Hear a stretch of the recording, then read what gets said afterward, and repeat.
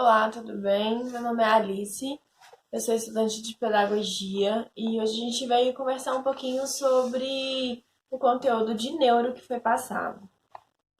Pediram pra gente fazer um tour digital, assistir alguns vídeos, ler alguns artigos, pra gente entender um pouquinho melhor e fazer uma análise mais completa sobre o teste de Marshall e sobre as funções executivas, né?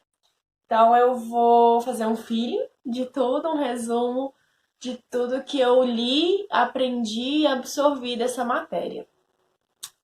A gente pode perceber no vídeo, no teste, né, que as crianças têm uma dificuldade muito grande de esperar. Mas o porquê será que elas têm essa dificuldade tão grande? O que é que impede elas, às vezes, de pensar que elas vão ganhar o dobro da recompensa se elas esperarem só um pouco, né? O que gera essa capacidade tão difícil de esperar para eles? A questão é que o controle inibitório delas não é desenvolvido, ou seja, a parte pré-frontal do nosso cérebro, aonde o controle inibitório e as funções executivas estão se desenvolvendo. Então, o teste ele vem para mostrar para gente as crianças que já têm esse lado mais desenvolvido e as crianças que ainda não têm. E nessa construção teórica que a gente vem aprendendo, vendo, o que está dentro dessa tríade dessa construção, né?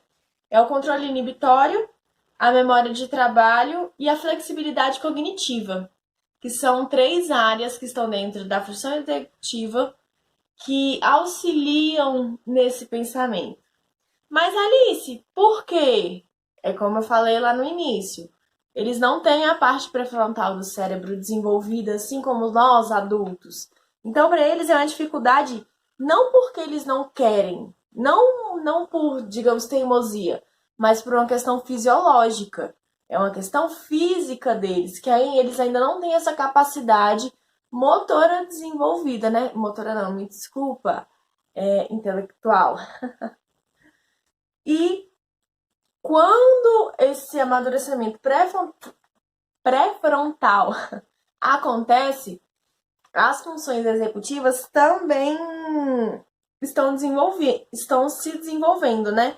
E o que são essas funções executivas? É a função que controla o nosso impulso de raciocinar, de pensar, de prestar atenção, de organizar. Aí eu acho que é um feeling, né? Quando eu falo que essas funções têm que se desenvolver e falo quais são elas, a gente vê que elas são imprescindíveis para a nossa vida. Por quê? Se a gente não pensa, se a gente não raciocina, se a gente não organiza, a nossa vida não é uma vida útil. Então a gente não se torna um ser humano útil, digamos assim, né? Um ser humano de trabalho, podemos colocar assim. Então, as funções executivas, elas têm o controle para a gente ter a nossa saúde mental e a nossa saúde física sempre bem, sempre ativa. Porque é nela que a gente vai ter aquele poder de decisão, poder de escolha. E aí a gente entra na questão da educação, né? Por que a gente estuda neuro? Por que a gente vê essas questões? Se o seu aluno não senta, não presta atenção, se ele não consegue organizar o material dele, se ele não consegue organizar os pensamentos, seja na atividade, escrevendo, copiando ou externalizando próprio da mente dele, como é que ele vai aprender? Então, assim, as funções executivas, elas estão ali para nos auxiliar nessa questão da educação também. Foi feito um teste lá nos Estados Unidos que durou, se eu não me engano, 20 anos, que eles fizeram o teste de Marshall lá quando eles eram pequenos, e as crianças que mostraram desenvolvimento e conseguiram esperar para a recompensa dobrar, quando chegaram na faculdade, as escolhas, tanto na educação quanto na vida pessoal, profissional e amorosa, eram mais racionais e melhores.